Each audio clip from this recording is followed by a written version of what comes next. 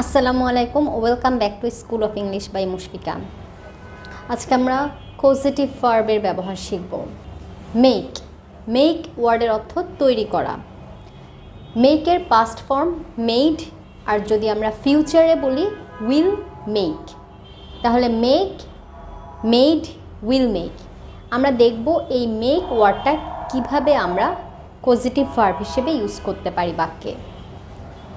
প্রথম সেন্টেন্সটা দেখো, হি মেক্স আস লাফ। হি মেক্স আস লাফ এর অর্থ সে আমাদেরকে হাসায়। হি মেক্স আস লাফ, সে আমাদেরকে হাসায়। যদি বলা হয় হি লাফস এর অর্থ সে হাসে, হি লাফস। কিন্তু হি মেক্স আস লাফ এর মানে সে আমাদেরকে হাসায়। তাহলে অন্যদের ক্ষেত্রে যখন কাজটা করানো হচ্ছে তখন আমরা মেক ওয়ার্ডটা দিয়ে সেন্টেন্স তৈরি করতে পারছি। নেক্সট সেন্টেন্সটা দেখো, আমাদের শিক্ষক আমাদের দিয়ে কঠোর পরিশ্রম করিয়েছিলেন। আমাদের শিক্ষক আমাদের দিয়ে কঠোর পরিশ্রম করিয়েছিলেন। তাহলে শিক্ষক কিন্তু কঠোর পরিশ্রম করেছেন বলা হয়নি, শিক্ষক কঠোর পরিশ্রম করিয়েছিলেন। এখানে সেন্টেন্সটা হবে আওয়ার টিচার। আমাদের শিক্ষক ইংরেজি কি? Our teacher. কঠোর পরিশ্রম করিয়েছিলেন এই বাক্য থেকে বোঝা যায় এটা পাস্টে আছে, মানে আগে করিয়েছিলেন। তাহলে পাস্টে থাকলে মেকের পাস্ট ফর্ম মেড। তাহলে hour teacher made us work very hard. খুব কঠোর পরিশ্রম করিয়েছিলেন, তাহলে hour teacher made us work very hard. বাক্যটা যদি আমরা এইভাবে বলি, আমাদের টিচার কঠোর পরিশ্রম করেছিলেন। Our teacher worked very hard. Our teacher worked very hard. কিন্তু এখানে বলা হয়েছে আমাদেরকে দিয়ে কঠোর পরিশ্রম করিয়েছিলেন, এই ক্ষেত্রে হবে our teacher made us work very hard. এটাও বলতে পারো our teacher made us finish our work. আমাদের টিচার আমাদেরকে দিয়ে কাজটা শেষ করিয়েছিলেন।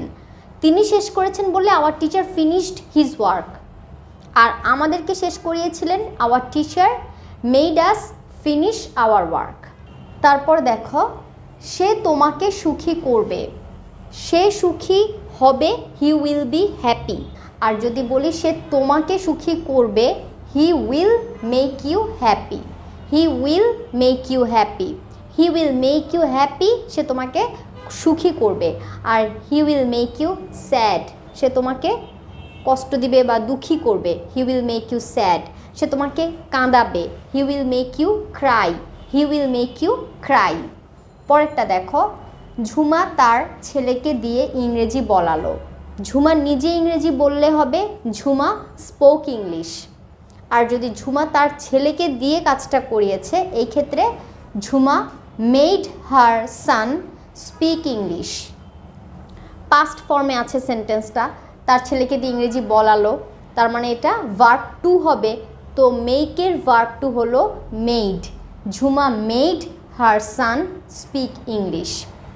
তাহলে এইখানে মেড তৈরি হওয়া বা বানালো অর্থে না, এখানে মেড হলো অন্যকে দিয়ে কাজ করানো, এটাই হলো পজিটিভ ভার্ব। ওকে, তাহলে Jhuma made her son speak English. Jhuma তার ছেলেকে দিয়ে রুমটা পরিষ্কার করালো। Jhuma made her son clean the room. Jhuma made her son clean the room. আমি কিভাবে তাকে আমার কথা শোনাবো? যদি বলি আমি শুনবো, আমি তার কথা শুনবো, I will listen to him. আমি তার কথা শুনবো, I will listen to him. আমি গানটা শুনবো, I will listen to the song. আর আমি তাকে শোনাবো, I will make him listen. আমি তাকে শোনাবো, I will make him listen. আর এখানে একটা কোয়েশ্চেন, যে আমি কিভাবে তাকে আমার কথা শোনাবো, তখন হবে হাউ উইল আই। হাউ মানে কিভাবে, how will I make him listen to me. How will I make him listen to me, তাকে আমি কিভাবে আমার কথা শোনাবো। এখন তোমরা সেন্টেন্সগুলো দ্রুত দেখো আরেকবার, স্ক্রিনশট নিতে পারো চাইলে।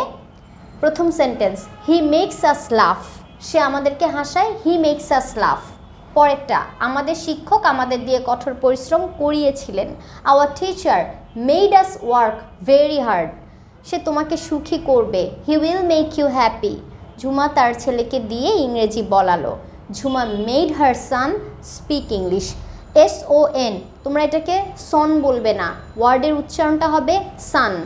SON, সান। যেরকম সূর্য, সান। SUN, সান, যেই উচ্চারণটা একই রকম SON, সান। ছেলে সন্তান বুঝালে সান বলা হয়। Jhuma made her son speak English. আমি কিভাবে তাকে আমার কথা শোনাবো? How will I make him listen to me. How will I make him listen to me. এখানে কথা শোনাবো বলতে আসলে আমার কথা আলাদা করে আর ইংরেজির প্রয়োজন হয় না। How will I make him listen to me, এটার মিনিংই বুঝায় তাকে কিভাবে আমি আমার কথা শোনাবো। How will I make him listen to my word, এটাও হয় how will I make him listen to my word. তো এইভাবে এই মেক, মেড, উইল মেক দিয়ে তোমরাও নতুন কিছু বাক্য তৈরি করে বলার অনুশীলন করবে। শুধু খাতায় লিখবে না, লেখার পাশাপাশি নিজেরা বলারও প্র্যাকটিস করবে। Thanks for watching this lesson. আসসালামু আলাইকুম।